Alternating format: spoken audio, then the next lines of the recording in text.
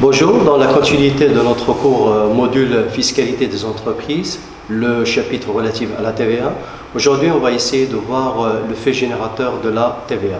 Je rappelle, la dernière séance, on a vu ensemble les différents mécanismes de la TVA et nous avons dit que la TVA c'est un impôt indirect, c'est un impôt supporté par le consommateur final et l'entreprise doit jouer le rôle d'intermédiaire entre le consommateur final et l'État. Nous avons vu également que parmi les conditions de la TVA, il faut instaurer une comptabilité générale et régulière. Deuxièmement, c'est la maintenue de la comptabilité générale, mais également l'élaboration des déclarations mensuelles et trimestrielles. Nous avons également vu ensemble les différentes opérations qui sont imposables à la TVA de façon obligatoire, de façon selon une option, et nous avons vu également les exonérations. Aujourd'hui, on va essayer de voir particulièrement les règles d'assiette et le fait générateur de la TVA. Dans cette section, on va voir ensemble 4 éléments. Le premier, c'est d'abord le fait générateur de la TVA, qu'en est-il? La base imposable de la TVA, comment peut-on définir la base imposable? La liquidation de la taxe et les taux de la TVA. Et enfin, on va terminer cette séquence d'aujourd'hui par les déductions autorisées.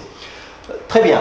Lorsqu'on parle de fait générateur de la TVA, le texte de loi, il a précisé comme quoi le fait générateur, c'est le moment où naît la dette fiscale vis-à-vis du trésor public. C'est-à-dire à quel moment on est obligé de payer, de déclarer le montant de la TVA. Je rappelle qu'on parle uniquement de la TVA facturée, la TVA collectée. Le Code général des impôts, dans son article 85, il a défini le fait générateur comme le moment où naît la dette fiscale vis-à-vis du trésor public. Et au Maroc, on distingue 2 types de faits générateurs. Un, il y a le fait générateur régime de l'encaissement. Le deuxième, c'est le régime de débit. Qu'est-ce que ça veut dire le régime de l'encaissement? Le régime de l'encaissement, c'est d'abord le fait générateur de droit commun. Toutes les entreprises, quelle que soit leur activité, sont obligées de faire le régime de droit commun qui est l'encaissement. C'est-à-dire quoi? C'est l'encaissement total ou partiel des factures ou des mémoires établis au nom de la société et cet encaissement doit être au comptant. Donc, cela veut dire quoi? Cela veut dire qu'une fois que l'entreprise encaisse le montant de la facture, elle doit déclarer le montant relatif à cette facture. Et donc, si jamais on paye on a reçu un chèque ou on a reçu un effet de commerce, et si le législateur nous dit il faut prendre en considération la date de l'encaissement effectif de la traite ou du chèque, c'est-à-dire lorsque l'entreprise reçoit l'avis de crédit pour que je puisse déclarer la TVA collectée. En cas de régime, en cas de compensation ou encore d'échange, le fait générateur est constitué par la livraison des marchandises ou l'exécution des travaux. Et dans le cas de la livraison à soi-même, en ce qui concerne les constructions par exemple, la date qu'il faut prendre en considération, c'est la date de la réception de ce qu'on appelle le permis d'habiter. Très bien. Le deuxième régime, c'est ce qu'on appelle le régime de débit. Le régime de débit, il coïncide généralement avec la facturation. C'est-à-dire, une fois que je donne la facture à mon client et je débite le compte client, le compte 3421, automatiquement, il y a la naissance de la dette fiscale vis-à-vis du trésor public. Et donc, je suis amené à déclarer la TVA correspondante. Et donc, d'après le texte de loi, il correspond à l'inscription de la somme due au compte client. Il intervient généralement au moment de la facturation. Mais le législateur marocain, il a précisé une chose, c'est que si l'entreprise fait l'option de débit et qu'elle a reçu une avance ou encore des acomptes, le montant de la TVA à déclarer doit être fait sur la somme qu'on avait encaissée. Je ne dois pas attendre la facture. Pourquoi? Parce que le texte de loi, il est clair, il nous explique. Toutefois, si l'encaissement il est antérieur au débit, la TVA devient exigible sur le montant des sommes encaissées.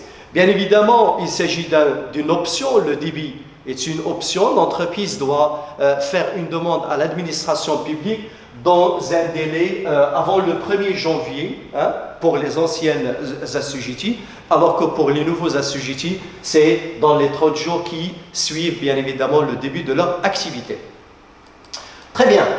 Une fois qu'on définit le fait générateur de la TVA, à savoir le régime de l'encaissement et le régime de débit, il y a maintenant le fait générateur de l'importation. Pour les importations, l'article 120 a défini le fait générateur de la TVA. Il repose sur l'opération de dédouanement effectif de l'opération ou de la marchandise. Voyons maintenant l'élément important qui est la base imposable, l'assiette de la TVA. On avait dit dans les premières séances de notre cours que la TVA a pour base la valeur ajoutée, c'est-à-dire finalement toutes les opérations sur lesquelles se mise la TVA. Mais quelles sont ces opérations? On doit les détecter, on doit les définir à partir bien évidemment des opérations qui sont obligatoirement imposables à la TVA et les opérations imposables par option. Et donc, d'après le texte de loi, la TVA, pour déterminer la base imposable, il y a lieu de tenir compte de la nature des opérations. Je rappelle, les opérations à caractère commercial, industriel, artisanal ou relevant de prestations de services sont tous des opérations qui sont imposables par nature et soit par des règles générales, soit par des règles particulières. Donc, l'article 96 définit la base imposable comme étant le chiffre d'affaires.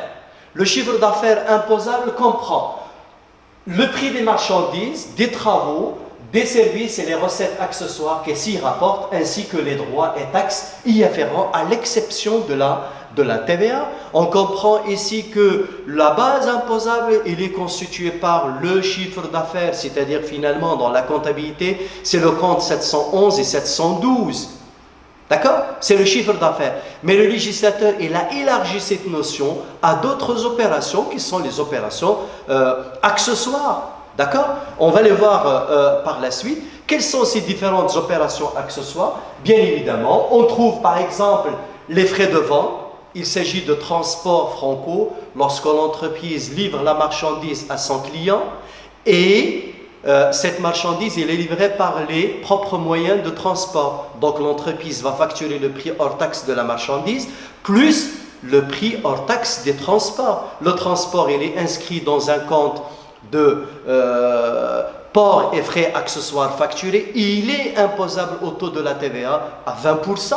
Selon la règle du principe, l'accessoire suit le principal. L'activité principale, c'est la vente de marchandises et l'activité accessoire, c'est le transport. Donc, le transport, il est imposable à la TVA. Deuxième cas, il y a les recettes accessoires, comme par exemple les ventes de déchets, la revente d'emballage et également les subventions, lorsque bien évidemment ces subventions sont reçues pour soutenir le produit et les services qu'on vend. Et il y a également les produits financiers, c'est dans le cas où l'entreprise fait une vente à terme, il va, dans le contrat de vente, il va imputer également les taux d'intérêt, les intérêts. Pour l'entreprise, il s'agit d'un produit accessoire, d'un produit financier, il est imposable au taux de 20% et non pas au taux de 10%. Le taux de 10%, il est réservé aux banques et aux institutions financières. Prenons l'exemple des emballages, parce que c'est un élément qui est très important, puisque vous avez vu en comptabilité générale que les emballages, ce sont des éléments, ce sont des objets dans lesquels on met notre marchandise. Il y a deux cas, soit on les vend, donc cela veut dire que c'est la vente d'emballage. Deuxième cas, c'est dans ce cas-là, il y a deux, soit un emballage qui est perdu, c'est-à-dire le prix de l'emballage, il est inclus dans le coût de revient, soit encore il est consigné. Et dans la consignation, qu'est-ce que ça veut dire? Cela veut dire que c'est un prêt d'emballage et un emprunt d'emballage. Je donne à mon client des emballages pour une période donnée Et à terme, à l'échéance, le client va me restituer bien évidemment ses emballages, tout simplement. Et donc, on peut dire que la TVA n'est pas sur la consignation, sur l'opération de la consignation. Je rappelle que chez la comptabilité du fournisseur, l'emballage il est enregistré dans un compte spécial qui est client dette emballage matériel consigné, alors que c'est un compte de passif circulant. Alors que pour le client, il s'agit d'un compte de l'actif circulant, fournisseur, créance pour emballage matériel à rendre, 34,11 et l'autre 34,13 et l'autre c'est 44,25. Donc, comment l'entreprise doit comptabiliser la TVA relative à une opération sur laquelle il y a de la consignation, mais lors de la reprise, le client l'a restitué avec un prix inférieur. Et donc, ici, il y a un gain au niveau de notre entreprise. Il est constaté dans un compte de boni. Prenons l'exemple suivant. L'entreprise Selma a établi la facture F2. Donc, on a une facture F2 à son client Fahim. Montant brut 350 000 dirhams, remise 5%, escompte 2%. Il a donné à titre de consignation 500 bouteilles au prix de chacune, c'est 50 dirhams la pièce et le montant de la TVA c'est 20%. Fahim, au 8 mars, Fahim a restitué, c'est-à-dire notre client a restitué 100 bouteilles au prix de consignation, donc on a établi la facture de restitution. 12-3, Fahim a restitué également 250 bouteilles au prix de 30 dirhams la pièce, et le 15 mars, il a déclaré garder le reste des bouteilles, comptabiliser. La question c'est ça, c'est comptabiliser ces différentes opérations dans le journal de l'entreprise Selma. Donc je vais essayer de faire la correction. Vous pouvez voir que dans cette opération, effectivement, il y a l'établissement de la facture. On va supposer que l'entreprise va faire le régime de débit. Comment se fait la comptabilisation? Donc, j'ouvre ma correction, et une fois que je termine ça, on va passer à une autre capsule. Donc, voilà, regardez notre facture, elle est là. Le montant brut, c'est 350 000. La remise, c'est 5%. On trouve le net commercial qui est la différence entre le prix brut moins la remise. Il y a un escompte de règlement de 2%. On trouve le net commercial. Donc, je rappelle que les remises et les réductions se calculent par cascade. Et on a un emballage, c'est 500 multiplié par 50, ça donne 25 000 dirhams. Normalement, la TVA n'est pas sur la consignation. Donc, je trouve c'est 20%. Je trouve c'est 20% multiplié par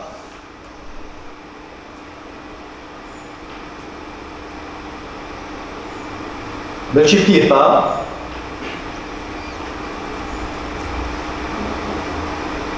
prix hors taxe plus, bien évidemment, non, c'est le 20%, c'est uniquement sur le net commercial. Et le net à payer, à quoi est égal? Je l'ai rectifié. Le net à payer est égal. C'est le montant de l'emballage plus le montant de net commerce financier plus, bien évidemment, la TVA. D'accord? Donc, regardez, ici, la TVA, elle est calculée uniquement sur le net financier. Il n'est pas calculé sur le montant de l'emballage. Et donc, le net commercial, le net à payer est égal au net financier. Hein, c'est le net financier, hein, on reprend, c'est le net financier plus les emballages, plus le montant de la TVA. On trouve cette opération qu'on a. D'accord? Passons à l'écriture comptable maintenant. Hein, je vais réduire ma présentation pour que vous puissiez voir les différents montants. Donc l'entreprise, il a fait une opération de vente, donc je débite le compte, je crédite le compte vente de marchandises avec le net financier. Il y a le compte client, c'est le net à payer, TTC. On a donné un escompte, il s'agit d'une charge financière. Ce qui nous intéresse, c'est ça, c'est la TVA facturée. Il est uniquement sur la marchandise, il n'est pas pris en considération, bien évidemment, les emballages. Et on a l'emballage client, dette, emballage matériel, consigne. Donc le 8 mars, le client il a restitué une partie des emballages, 50 bouteilles, au prix de consignation. Donc l'opération qu'on doit faire, c'est une opération de déconsignation pure et simple. Hein. Il n'y a pas d'écriture comptable que la déconsignation, c'est-à-dire annuler la première écriture que vous avez en haut. Le deuxième jour, ici, c'est le prix de consignation est égal au prix de reprise. L'entreprise n'a pas constaté ni gain ni perte. Par contre, le 12 mars, ça c'est important. Le 12 mars, le client il a restitué 250 bouteilles, mais à quel prix? Au prix de 30 dirhams. C'est-à-dire que le client il n'a pas respecté les consignes de son fournisseur, qui est l'entreprise Selma. Et donc, et peut-être que le client il a restitué ses emballages dans un mauvais état. Donc, automatiquement, notre entreprise, il a constaté un boni sur la différence. Donc, regardez, celui-là, le client, dette, emballage, matériel à consigner, va être soldé avec le prix de consignation qui est de 50 dirhams. Donc, 250 en bouteille fois 50 dirhams, ça donne 12 500. Le client failli, il les a restitués à 30 dirhams la pièce. Donc, je fais 250 fois 30 dirhams, ça donne 750. Donc, je constate qu'il y a une différence. Bien évidemment, cette différence, c'est un gain pour l'entreprise. Il s'agit d'un boni. Il faut le comptabiliser dans le compte 71 275, boni sur reprise d'emballage. Comment le calculer? Ça, il faut faire attention. C'est la différence entre le prix de consignation et le prix de reprise, multiplié par 250, c'est-à-dire le nombre de bouteilles qu'on a restituées, divisé par 1,2. Savez-vous que, tout à l'heure, j'ai dit bien que la consignation ne supporte pas de la TVA, mais le législateur vous dit, à partir de ce gain, à partir de cette recette que vous avez pu dégager lors de la restitution et la reprise des emballages, vous devez calculer le montant de la TVA. Et donc, vous devez déduire le montant de la TVA. C'est comme si celui-là, il était hors taxe. Mais non, il était en TTC, mais normalement il est hors taxe. C'est pourquoi on a divisé sur 1,2 pour trouver un chiffre de 4166,67. Et voilà notre but, c'est de constater la TVA facturée. C'est état TVA facturé, soit que vous faites 4166 fois 20%, soit que vous faites la différence entre 2500 moins 7500, moins 4160, vous trouvez bien évidemment le montant de la TVA. Ce qui reste, la dernière opération, il va être faite lorsque le client déclare garder une partie de ses emballages. Qu'est-ce que ça veut dire? Le client déclare garder une partie de son emballage. Cela veut dire qu'il les a achetés. Donc pour nous, notre entreprise, on a procédé à une vente d'emballage. Et donc, comptablement parlant, je dois faire la déconsignation d'abord. C'est comme si le client a restitué ses emballages. En fait, même si le client n'a pas restitué ses bouteilles, dans notre comptabilité, on va faire la restitution. Hein? Donc, on va les éliminer dans le compte du compte client, dette, emballage, matériel à consigner. C'est-à-dire, il faut solder ce client avec le compte client. Dans un deuxième temps, il faut constater l'opération de vente. Notre entreprise, elle a vendu des emballages. Et donc, ce n'est pas une vente normale. C'est une opération qui est accessoire. Et donc, le législateur nous dit, il faut comptabiliser cette opération dans le compte 71 278, c'est autres ventes et produits accessoires. généralement, le prix de vente de ces emballages peut être égal au prix de consignation, comme il peut être un prix supérieur ou il ne sera jamais un prix inférieur, sachez bien. Donc, soit égal au prix de consignation, soit un prix supérieur au prix de consignation. Et donc, le but, c'est de calculer le montant de la TVA sur cet emballage. D'accord? Cette vente d'emballage, il s'agit d'un produit accessoire. Je rappelle ici, l'entreprise doit faire, bien évidemment, doit donner à son client une facture. D'accord? Donc, une fois que nous avons vu ce mécanisme de la comptabilisation, on va essayer de voir ensemble, de voir ensemble la liquidation de la taxe et les taux de la TVA. Vous savez que la TVA, c'est un impôt indirect. C'est un impôt qui est supporté par le consommateur final. Au Maroc, on distingue généralement 4 taux. Il y a un taux de 20%. C'est un taux auquel sont soumises toutes les opérations si un autre taux n'est pas fixé, tout simplement. Il y a un taux de 14%, un taux de 10% et un taux de 7%. Pour vous faciliter la présentation de ces taux, je vous invite à avoir cette déclaration. La déclaration de la TVA, et c'est la même occasion de l'expliquer encore une autre fois, parce que le but c'est de remplir la déclaration. Regardez ici, c'est la TVA, la déclaration mensuelle, c'est la même que la déclaration trimestrielle.